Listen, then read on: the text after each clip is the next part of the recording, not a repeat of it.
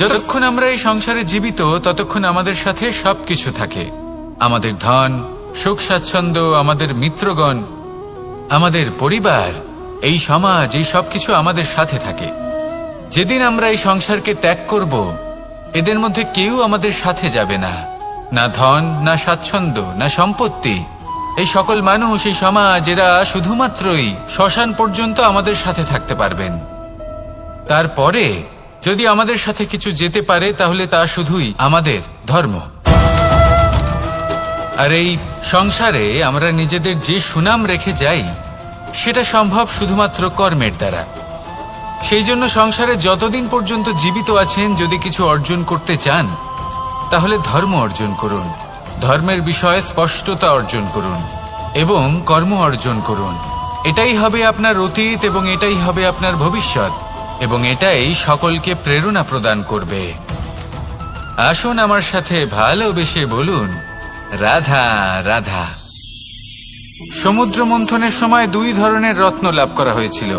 প্রথম হলাহল, যার প্রভাব থেকে এই সমস্ত সংসারের জীবের প্রাণ বাঁচানোর জন্য মহাদেব তাকে নিজের কণ্ঠে ধারণ করে নিয়েছিলেন। আর দ্বিতীয় অমৃত, যেটা কিঞ্চিত পরিমাণ মাত্রায় পাওয়া গেছিল। কখনো কখনো জীবনে এমন কোনো বস্তু যা আপনি প্রয়োজনের থেকেও অনেক বেশি মাত্রায় ভোগের জন্য লাভ করে থাকেন, তা আপনার জন্য বিষ প্রমাণিত হতে পারে। যেমন জল, প্রয়োজনের থেকে অনেক বেশি মাত্রায় যদি এই জল আসে তাহলে আপনার প্রাণ কাটতে পারে। কিন্তু পরিশ্রমের পরে এক পাত্র শীতল জল দ্বারা আপনি যদি স্নান করে নেন তাহলে তা আপনার শরীরের জন্য অমৃত হবে। পরিশ্রম করার পরে যদি আপনার শরীর এক পাত্র খাবার লাভ করে তাহলে তা আপনার শরীরের জন্য অমৃত। কিন্তু যদি কোনো পরিশ্রম না করেই আপনি দিনরাত শুধুই খাবার গ্রহণ করতে থাকেন তাহলে আপনার কাছে তা বিষ সমান। বিষ এবং অমৃত গ্রহণ করাটা আপনার উপরে নির্ভর করছে। কোনো বস্তু আপনার পক্ষে বিষও হতে পারে, আবার অমৃতও হতে পারে। নির্ভর করছে যে আপনি সেটা কিভাবে ব্যবহার করছেন, কতটা মাত্রায় ব্যবহার করছেন। আসুন আমার সাথে ভালোবেসে বলুন, রাধা রাধা। অনেক সময় আমাদের মনে এই ভাবনা আসে যে আমাদের নিরীহ স্বভাবের সুযোগ নিয়ে এই সংসারের মানুষ শুধু আমাদের দুঃখই দেয়। কতবার এমন মনে হয় যে আমরা সবাইকে সাহায্য করার জন্য এগিয়ে যাই আর সকলে আমাদেরই দোষ দেয়। অনেক সময় এমন মনে হয় যে আমরা শুধুই সৎকর্ম করি, সকলের ভালো চাই, কিন্তু সকলে আমাদেরই বিষয়ে খারাপ কথা বলতে থাকে। দুঃখ হয়, কিন্তু আমাদের এটা ভেবে দেখা উচিত যে মানুষ আম গাছের গায়ে পাথর ছোড়ে, শাল গাছের গায়ে পাথর কেন ছোড়ে না? কারণ এই আম গাছে পাওয়া যায় মিষ্টি এবং সুস্বাদু ফল। অন্যদিকে শাল গাছ থেকে আমরা কি পাই? শুধুই কাঠ। তাই যদি আপনাকে কেউ কথা শোনায়, আপনাকে কোনো কিছুতে বাধ্য করার চেষ্টা করে, আপনার বিষয়ে অনুচিত কথা বলে, তাহলে নিশ্চয়ই আপনার মধ্যে এমন বিশেষ কিছু আছে যা তাদের মধ্যে নেই। নিজের মধ্যে আত্মবিশ্বাস বাড়িয়ে তুলুন, ধন্যাত্মক ভাব আনুন, সৎকর্ম করতে থাকুন। কোনো কটুতা এই মনে প্রবেশ করতে দেবেন না। এই মন সুপ্রসন্ন হয়ে বলবে, রাধা রাধা।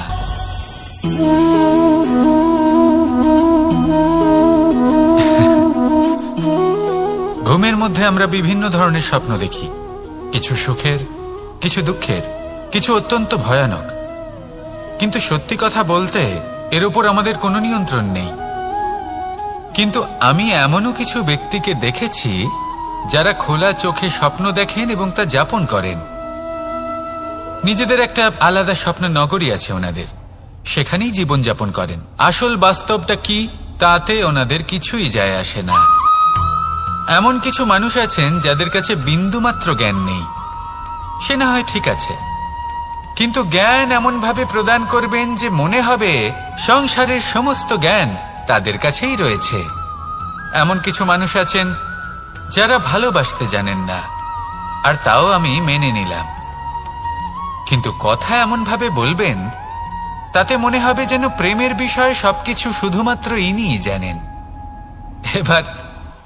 আমি এমন কথা অবশ্যই বলছি না যে আপনি এরকম করেন, কিন্তু যদি কোনো ব্যক্তি এরকম করেন তাহলে তার এটা মাথায় রাখা উচিত যে সেই ব্যক্তি অন্য কারোর সাথে নয়, নিজের সাথে অনুচিত করছেন।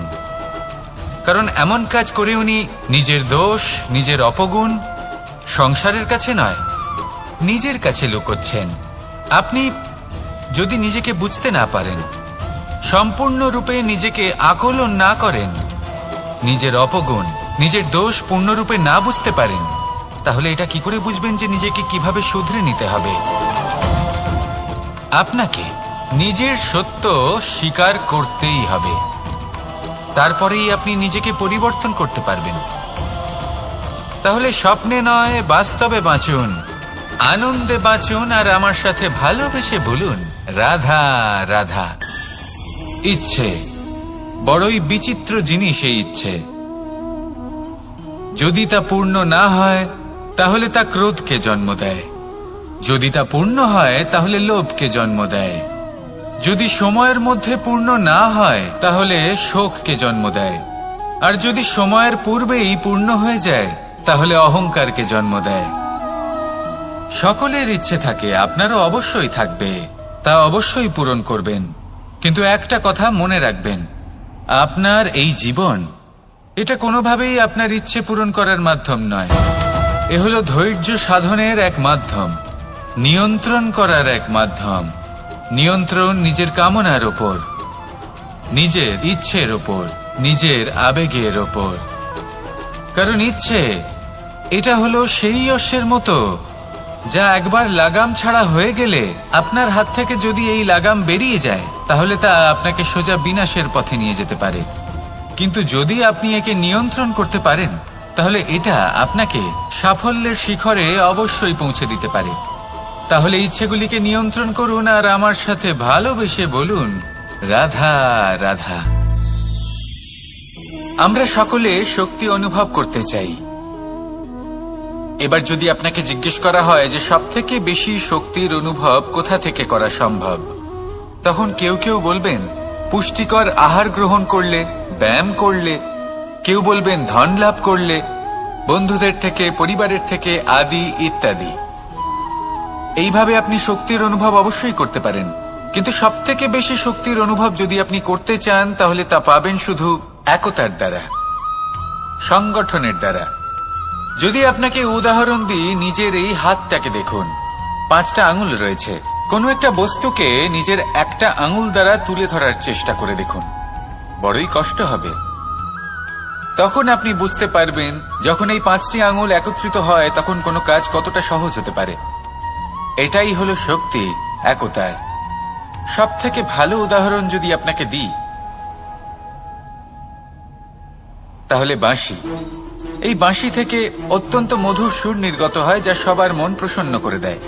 এই কথা সত্যি, কিন্তু এই বাঁশি আমি একটা বা দুটো আঙুল দিয়ে বাজাতে পারবো না। আমাকে প্রত্যেকটা আঙুল ব্যবহার করতেই হবে, তবেই এর থেকে মধুর সুর নির্গত হবে যা সকলকে প্রসন্ন করবে, ঠিক কিনা?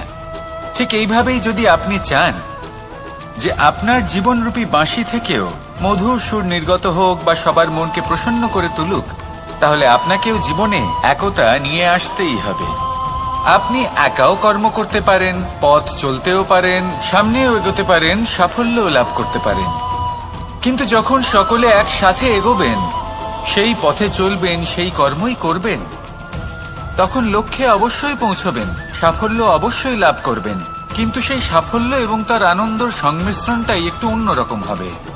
তাই জীবনে ঐক্যবদ্ধ হন, একসাথে মিলে এগোতে থাকুন, আর আমার সাথে ভালোবেসে বলুন রাধা রাধা।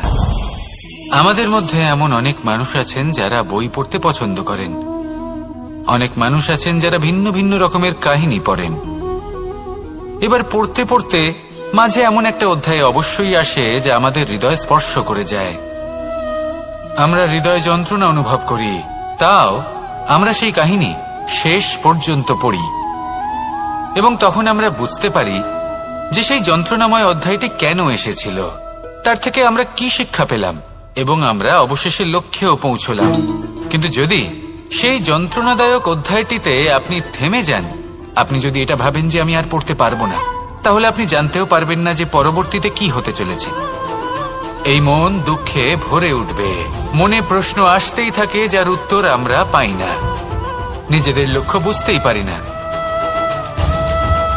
এইভাবেই আমাদের জীবনেও যদি এমন কিছু হয় যা অত্যন্ত দুঃখজনক, যদি এমন কোনো কঠিন অধ্যায় আপনার জীবনে আসে, থামবেন না। তা হলো আপনার জীবনের কাহিনীর একটি যন্ত্রণাদায়ক দুঃখজনক অধ্যায় মাত্র। শেষ পর্যন্ত এই কাহিনীতে টিকে থাকুন, কর্ম করতে থাকুন। আপনি বুঝতে পেরে যাবেন যে এই কঠিন পরিস্থিতি আপনার জীবনে কেন এসেছিল। আপনি শিক্ষাও লাভ করবেন এবং লক্ষ্যও লাভ করবেন। আসুন আমার সাথে ভালোবেসে বলুন, রাধা রাধা। খুব সুন্দর একটা কাহিনী আছে। একবার এক ব্যক্তি নিজের অসফলতার জন্য ত্রস্ত হয়ে সময় দেবতার তপস্যা করতে বসলেন। উনি তপস্যা করলেন এবং সময় দেবতা প্রসন্ন হলেন, মানুষের রূপ ধারণ করে ওনার সামনে প্রকট হলেন। এবার সেই ব্যক্তি ওনাকে জিজ্ঞেস করলেন যে কি এমন আছে যার জন্য আপনি বারবার জয়ী হন আর আমি চিরকাল পরাজিত হয়ে থাকি? কেন এত পরিশ্রম করা সত্ত্বেও আমি সাফল্য লাভ করতে পারি না? তখন সময় দেবতা উত্তর দিলেন যে দিন হোক বা রাত, ঝড় হোক বা ভূমিকম্প, রোদ হোক বা বৃষ্টি হোক, সময়ের সূত্রপাত হোক বা প্রলয়, আমি থামি না, আমি চলতেই থাকি। আর সেই জন্য যিনি থেমে যান তিনি পরাজিত হন আর আমি জয়ী হই। এটাই আমাদের শিখতে হবে। জীবনে সবসময় চলতে থাকুন, কখনো থামবেন না। হ্যাঁ, কিছুক্ষণের জন্য বিরতি নিতে পারেন, বিশ্রাম করার জন্য, নিজেকে আরো সশক্ত করে তোলার জন্য, কিন্তু থেমে যাবেন না।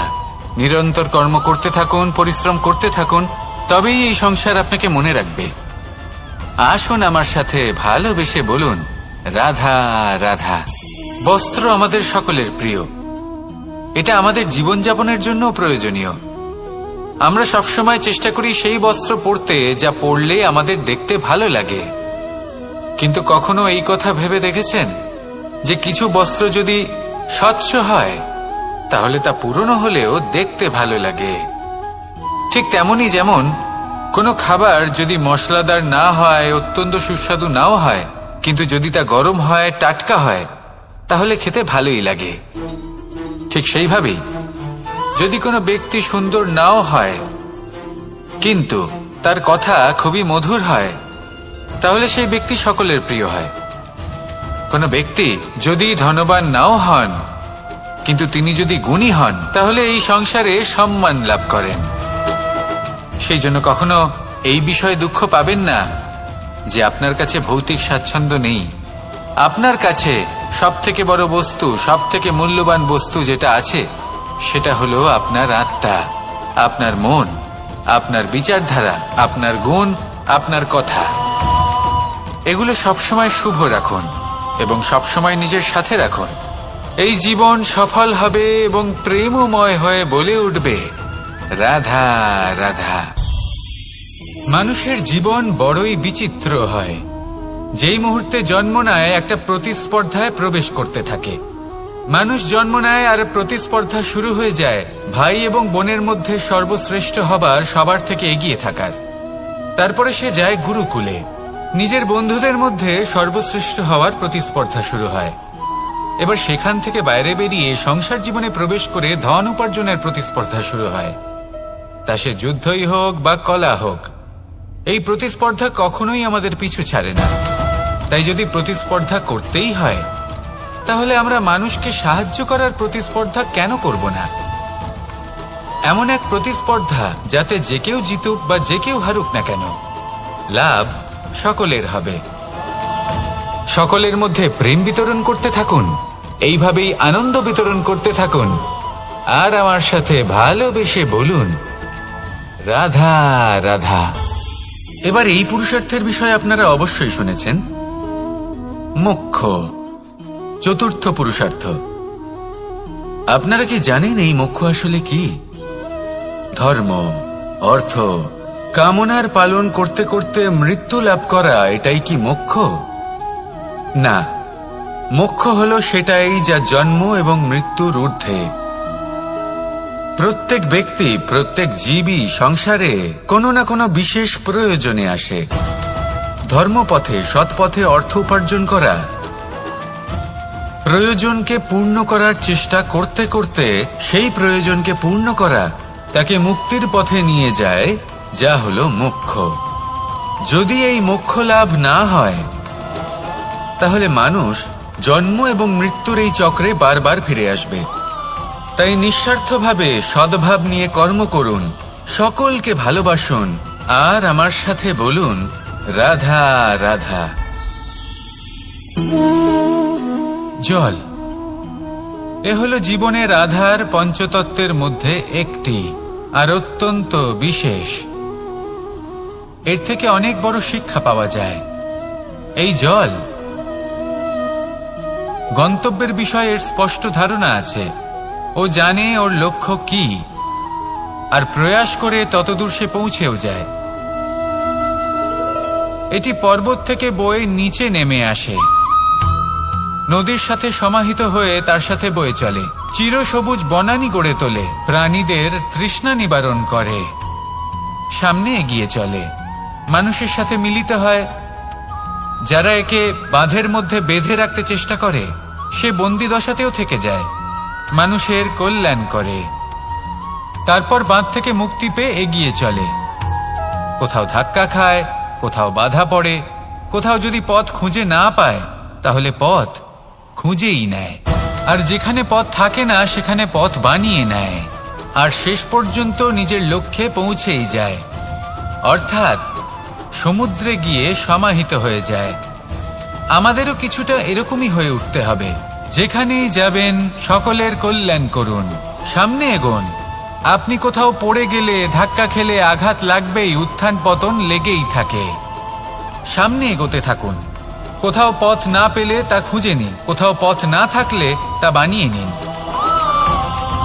নিজের গন্তব্যের কথা সব সময় মনে রাখুন। শেষ পর্যন্ত নিজের মোক্ষ লাভ আপনি অবশ্যই করবেন। আর আমার সাথে ভালোবেসে বলুন রাধা রাধা। এই সংসারের অন্তের, এর বিনাশের প্রারম্ভ কিভাবে হয়? কোন যোগের মাধ্যমে, কোন ভয়ানক অসুরের আগমনে, নাকি প্রকৃতির রাগের কারণে? না, এই সংসারের বিনাশের প্রারম্ভ হয় আমি থেকে। এই আমি, এই তুমি, এটা আমি করেছি, ওটা তুমি করেছো, এটা আমার, ওটা তোমার, আদি ইত্যাদি। এই ভাব যখন মনে বাসা বেঁধে নেয়, সর্বপ্রথম ঘর ভাগ হয়, তারপর বসতি, তারপর প্রাণ, আর তারপর দেশ, আর সবার শেষে সমস্ত সংসার ভাগ হয়ে যায়। আর এই ভাগ হয়ে যাওয়া শেষে মনোমালিন্যে পরিণত হয়। এখন এমত অবস্থায় কি করা যেতে পারে? কিভাবে বাঁচা যায় এই পরিস্থিতির থেকে? কিভাবে দূরে থাকা যায় এই বিনাশের থেকে? উত্তর সেই একটাই, করুণা।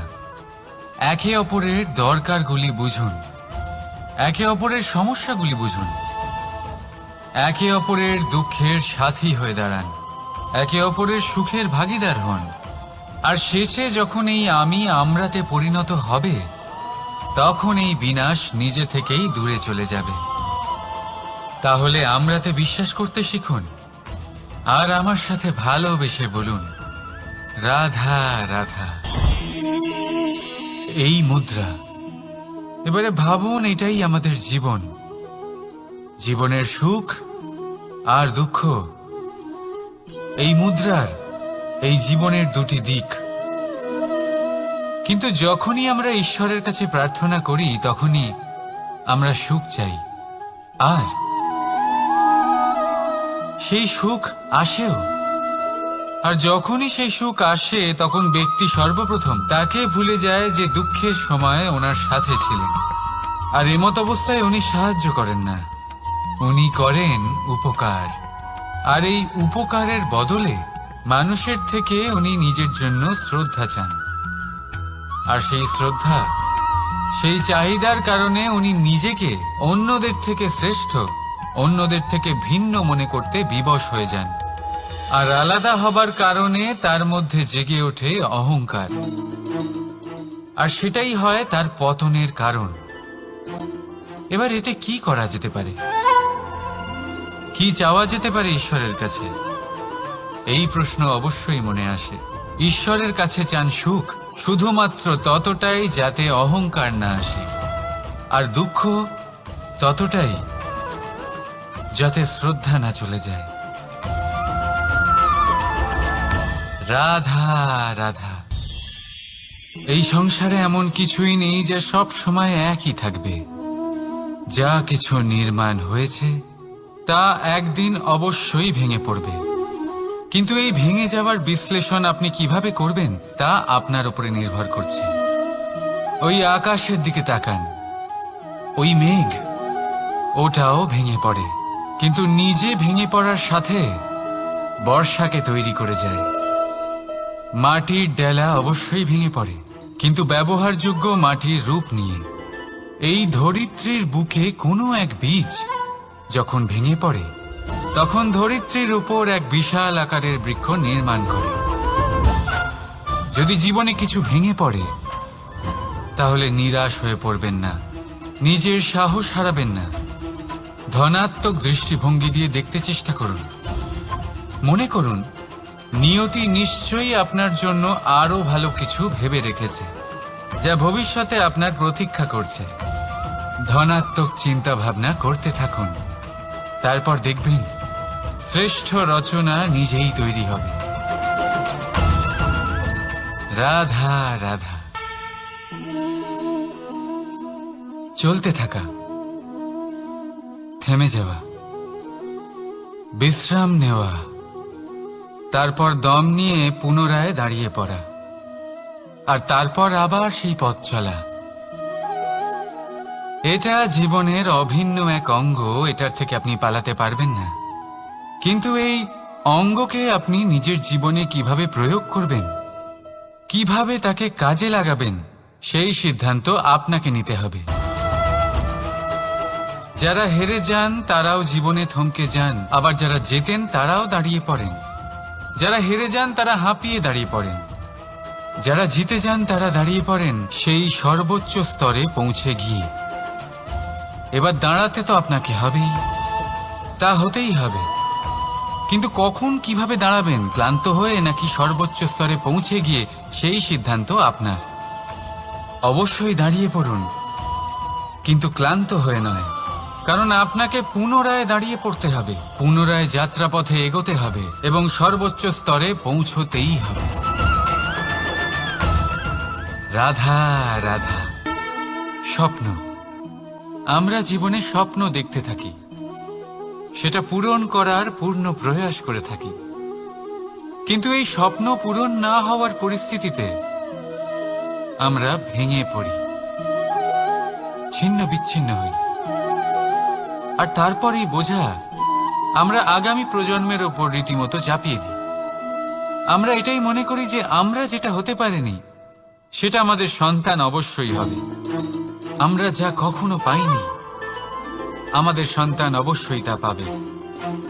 এটা যে অনুচিত সেটা আমরা ভাবি না, কিন্তু এটা ভুল, আর এই ভুল আমরা সকলেই করে থাকি। সন্তান প্রকৃতি আর পরমাত্মার আশীর্বাদ, ওদের ভেতরে তাদের নিজের একটা অস্তিত্ব লুকিয়ে থাকে, সেটা রাধা রাধা। এই পুকুর দেখছেন আপনি, পুকুরের জল কখনো প্রবাহিত হয় না, একই স্থানে জমে থাকে, আর সেই কারণে কিছুদিন পর ময়লা হতে শুরু করে। কিন্তু তাও আমরা একে ত্যাগ করি না, আমরা তবুও একে পুজো করি। শুধুমাত্র এই কারণে নয় যে অতীতে সে আমাদের তৃষ্ণা মিটিয়েছে, কিন্তু এই কারণেও যে যদিও বা সে ভবিষ্যতে আমাদের তৃষ্ণা না মেটায়, কিন্তু প্রয়োজন হলে আগুন অবশ্যই নেভাতে পারে। ঠিক সেই রকমই হয় আমাদের সম্পর্ক, সম্পর্ক যা আমরা বহু বছর পরিশ্রম করে তৈরি করি, যে দরকার পড়লে আমাদের সহায়ক হয় কোনো না কোনোভাবে। সেই জন্য সম্মান করতে শিখুন এই সম্পর্কগুলিকে। শিখুন এই সম্পর্কগুলিকে অটুট রাখতে। কথায় কথায় এই সম্পর্কগুলিকে ভেঙে দিতে শিখবেন না। রাধা রাধা। বিষ, এই শব্দটা শুনলেই মনে অনেক কল্পনা জন্ম নেয়। কল্পনা অসহ্যকর তিক্ততা, কল্পনা অত্যন্ত বেদনাদায়ক মৃত্যু। এবার যদি আপনাকে জিজ্ঞেস করা হয় যে সবচেয়ে বিষাক্ত বিষ কোনটা, তাহলে আপনি কি বলবেন? কেউ বলবে সর্পের বিষ, কেউ বলবে কাঁকড়া বিছের, কেউ বলবে কালকিউটের বিষ। কিন্তু না, এই সমস্ত রকম বিষ সেই বিষের সামনে টিকতে পারবে না যাকে আমরা বলে থাকি কানের মধ্যে ঢালা বিষ। শুনতে অত্যন্ত মিষ্টি, কিন্তু তিক্ততায় অত্যন্ত বিষাক্ত। পেটের মধ্যে যাওয়া এই বিষ শুধুমাত্র একটি মানুষের মৃত্যুর কারণ হয়, কেবল একটি। কিন্তু কানের মধ্যে ঢালা এই বিষ একাধিক সম্পর্কের নাশ করতে পারে। আর এটাতে সেই ব্যক্তির ভুল নেই যে আপনার কানে বিষ ভরেছে। আপনি তাকে দোষ দিতে পারেন না। এখানে দোষ আপনার নিজের, যে এই বিষকে আপনি নিজের উপরে প্রভাব ফেলতে দিয়েছেন। এই বিষকে সুযোগ দিয়েছেন আপনার ক্ষতি করতে। এটা আপনার ভুল। সেই জন্য কুমন্ত্রণায় কখনো কান দেবেন না। আপনার মনে ভালোবাসার দৃঢ়তা জাগিয়ে তুলুন আর নষ্ট করে দিন এই সংসারের সমস্ত বিষের প্রভাবকে। রাধা রাধা।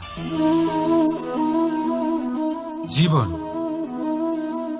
আমাদের এই জীবন সুখ আর দুঃখ, এই দুইয়ের মিশ্রণ।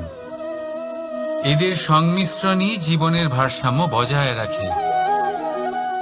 এখন এই সুখ, সুখ এমন এক বস্তু যাকে সবাই খুঁজে চলেছে। দুঃখ এমন এক অনুভূতি যা সবার কাছে আছে। আমাদের প্রত্যেকের জীবনে সুখ আর দুঃখ আসতে থাকবে আর যেতেও থাকবে। এটা অবশ্যই জীবনে থাকবে। কিন্তু সফলতা, এটা সবার জীবনে আসে না। কেন? কারণ এই সফলতা সুখ আর দুঃখের দ্বারা প্রাপ্ত হয় না। সফলতা প্রাপ্ত হয় নিজের উপরে বিশ্বাস করতে থাকলে। আকাশের ওই সূর্যকে দেখুন। সূর্যের বিশ্বাস আছে নিজের উপর যে সে সমস্ত জগৎকে আলোকিত করতে পারবে। নিজের প্রথম রশ্মি দিয়ে অন্ধকারকে দূর করতে পারবে। সূর্য এই বিশ্বাস নিয়েই আসে, আর কিছুক্ষণের মধ্যেই সমস্ত সংসার থেকে অন্ধকারকে বিনাশ করে ফেলে সে। তাহলে মনে রাখবেন, এই সুখের আভাস, এই দুঃখের অনুভূতি আসতেও থাকবে আর যেতেও থাকবে। শুধু নিজের উপরে বিশ্বাস রাখুন। তারপর দেখবেন এই সফলতা আপনার দাস হয়ে থাকবে। রাধা রাধা। চাঁদ কত শ্রেয়, শুভ্র, কত সুন্দর। কিন্তু যদি আপনি মনোযোগ সহকারে দেখেন তাহলে দেখবেন এই চাঁদেও দাগ আছে। আর এই দাগগুলি থাকার কারণে কি এই চাঁদের মাহাত্ম্য কখনো কমে যায়? কখনো নয়। এর কারণ হলো চাঁদের নিরন্তর চেষ্টা। একবার এই আকাশে দেখুন। এই অন্ধকার সবসময় চেষ্টা করে চাঁদকে ঢেকে দেওয়া, কিন্তু এই চাঁদ সবসময় এই অন্ধকারের সাথে লড়াই করতে থাকে। অমাবস্যা থেকে শুরু করে চাঁদের এই যাত্রা পূর্ণিমা অবধি পৌঁছেই যায়। আর তাই এই চাঁদের পুজো করা হয়। এই কারণে এই চাঁদকে মাহাত্ম্য দেওয়া হয়।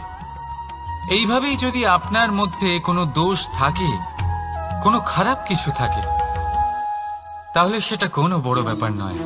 চেষ্টা করুন সেটাকে শুধরে নেওয়ার। কিন্তু সেই কারণে নিজেকে খারাপ মনে করা এটা অনুচিত। নিজের ভুলগুলো, নিজের দোষগুলো, নিজের খারাপ দিকের কথা ভুলে আপনি এই সংসারের ভালোর দিকে প্রস্থান করেই দেখুন না। আপনি দেখবেন আপনার অন্তরের তেজ ঠিকরে বেরোচ্ছে। রাধা রাধা। এই পিঁপড়েদের দেখছেন আপনি? সবাই একই রকমের।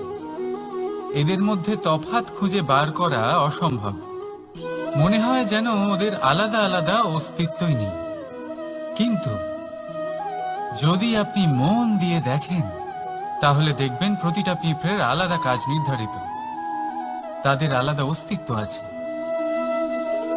কেউ বাড়ি বানানোর জন্য মাটি সংগ্রহ করতে পটু, কেউ ঢিপি বানাতে পটু, কেউ খাবার খোঁজায় পটু, আবার কেউ সেই খাবার আনায় পটু। ঠিক সেরকমই হয় মানুষেরা। মনে হতেই পারে সবাই একই রকম, কিন্তু প্রতিটা মানুষের ব্যক্তিত্ব, প্রতিটা মানুষের অস্তিত্ব ভিন্ন হয়। আর সত্যি কথা বলতে কি, প্রতিটা মানুষের ভিন্নতাই আমাদের প্রগতির দিকে নিয়ে যায়। ভাবুন, যদি আপনাকে কারোর সাথে হাত মিলিয়ে চলতে হয় তাহলে আপনাকে আপনার সোজা হাত তার উল্টো হাতে ধরে এগোতে হবে। এটাই সৃষ্টিকর্তার সৃষ্টির নিয়ম। ভিন্নতা, এই ভিন্নতাকে আশীর্বাদ ভেবে চলুন। এতে কোনো খারাপ নেই। রাধা রাধা। দাদা আমাকে বহুবার জিজ্ঞেস করেন যে কানাই, তুমি রাধার সাথে এই সংসারকে প্রেম শেখাতে এসেছো, তাহলে কেন তুমি রাধাকে এত বিরক্ত করো? কেন ও তোমাকে বিরক্ত করে? কেন এই ঝগড়াঝাটি হয়? কেন এই টানাপোড়েন চলে? এবার এটার উত্তর আমি কিছুটা এইভাবে দিতে চাই।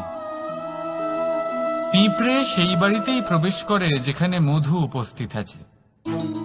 যদি আপনার বাড়িতে মধু থাকে, কোনো মিষ্টি জিনিস থাকে, মিষ্টত্ব থাকে, তাহলে পিঁপড়ে সেখানে অবশ্যই প্রবেশ করবে। ঠিক এইরকমই হয় আমাদের সম্পর্ক।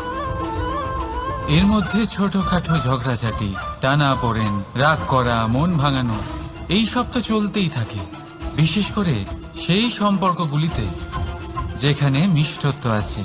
মনে রাখবেন, যেই সম্পর্কে কোনো খুনসুটি নেই, রাগ করা, মান ভাঙানো নেই, কোনো ছোটখাটো ঝগড়াঝাটি নেই, সেই সম্পর্ক শুধুমাত্র মস্তিষ্ক দিয়ে পালন করা হচ্ছে, মন থেকে নয়। তাই মন থেকে ভালোবাসতে শিখুন। আর এই ছোটখাটো ঝগড়াঝাটির, এই অম্ল মধুর খুনসুটির আনন্দ উপভোগ করুন, কারণ এতেও ভালোবাসা আছে। রাধা রাধা। এই পুস্তকের মতোই হয় আমাদের সম্পর্ক। তার সেই এক পাতা, একটা ভুল। তাই যে কোনো সম্পর্কে যদি কারোর কোনো ভুল হয়ে গিয়ে থাকে, তাহলে সেই ভুলকে সম্পর্ক থেকে দূরে করা সঠিক হবে। সেই ভুলকে ভুলে যাওয়াই সঠিক হবে। সেই সম্পর্ক ভাঙা নয়, সেই সম্পর্ক সামলে রাখুন। কারণ ভুল তো সবার দ্বারা হয়। যদি এরকম করেন, তবেই জীবনরূপী পুস্তক আরো সুন্দর হয়ে উঠবে। একে অপরকে ক্ষমা করতে শিখুন। একে অপরের ভুলকে ভুলে যেতে শিখুন। তারপর দেখবেন এই জীবনে আরো আনন্দ আসবে, আর এই সম্পর্ক নিঃশ্বাস নিতে থাকবে। রাধা রাধা।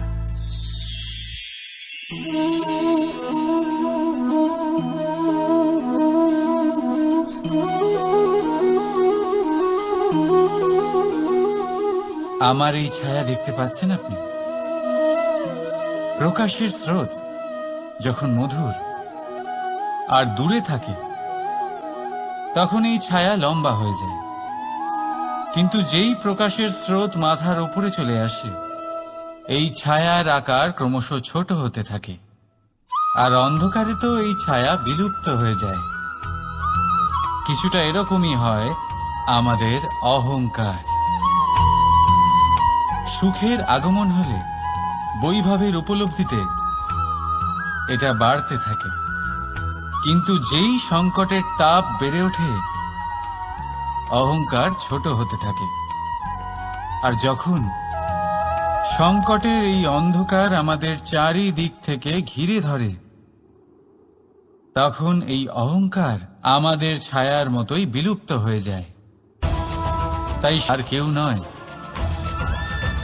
এই আত্মসম্মান নয়, এ হলো অহংকার। আর অহংকার আর কিছুই নয়, শুধু পতনের দিকে প্রথম পদক্ষেপ। আর এই জীবনে পতনের দিকে নয়, প্রেমের দিকে এগিয়ে যান। আর আমার সাথে ভালোবেসে বলুন, রাধা রাধা। আপনি কি কখনো ফলে ফুলে পরিপূর্ণ বৃক্ষ দেখেছেন? তার ডালগুলো কিরকম স্বাধীনভাবে বেড়ে ওঠে, কিন্তু যদি এই ডালগুলো মূলের সাথে ঠিকভাবে যুক্ত না থাকে, সেই বৃক্ষের মূলগুলি গভীর না হয়, তাহলে কি হবে? তাহলে কি সে সেই সব সুবিধা পাবে? কখনোই নয়। সেই বৃক্ষের ডাল পড়ে যাবে, সেই বৃক্ষ ভূমিষ্ঠ হয়ে যাবে। ঠিক সেইভাবেই চিন্তাভাবনার স্বাধীনতার আনন্দ আপনি তখনই আস্বাদন করবেন যখন আপনার শিক্ষা গভীর হবে। তাই স্বাধীন থাকুন দৃষ্টিভঙ্গিতে, কিন্তু যুক্ত থাকুন শিক্ষার সাথে। রাধা রাধা। সমাজ, আমরা এই সমাজে বাস করি, আর বহুবার একটা গুরুত্বপূর্ণ কথা ভুলে যাই। এই সমাজ আমরা সকলে মিলে তৈরি করি। সমস্ত সময় কাটিয়ে দিই এইটা ভাবতে ভাবতে যে এই সমাজ কি ভাববে, আমার কি করা উচিত, আমার কি ভাবা উচিত, কি পড়া উচিত, কোনটা সঠিক কোনটা ভুল। যদি আমি এটা করি, তাহলে কয়েকজনের এটা মনে হবে না তো যে আমি খারাপ, যখন আমি তা নই। মনে ভয় উৎপন্ন হয় সেই কয়েকজন মানুষের জন্য। তার কারণ হলো আমরা আমাদের মনের কথা শুনতে পাই না, না শুনতে পারি, না বলতে পারি, আর না করতে পারি। সেই কয়েকজন মানুষের ভয় আমরা খারাপের বিরোধিতা করা ছেড়ে দিই। কিন্তু কখনো নিজেকে জিজ্ঞেস করুন, শেষ পর্যন্ত কারা এই কয়েকজন মানুষ? এই সংসারে প্রতিটি মানুষেরই নিজের আলাদা আলাদা ব্যক্তিত্ব আছে, আলাদা দৃষ্টিভঙ্গি আছে। তাই যদি আপনি এটা ভাবেন যে আপনি সবাইকে খুশি করতে পারবেন, তাহলে আপনি ভীষণ বড় ভুল করছেন। জীবনে কর্ম তাই করুন যাতে আপনার অন্তরাত্মা সন্তুষ্ট হয়। আর অন্তরাত্মা সন্তুষ্ট তখনই হবে যখন আপনার কর্ম শুভ হবে। তাই নিজের মনের কথা শুনে এই সংসারে শুভ কর্ম করতে থাকুন, তবেই এই সংসারের কর্মে আপনি সার্থক হবেন। রাধা রাধা।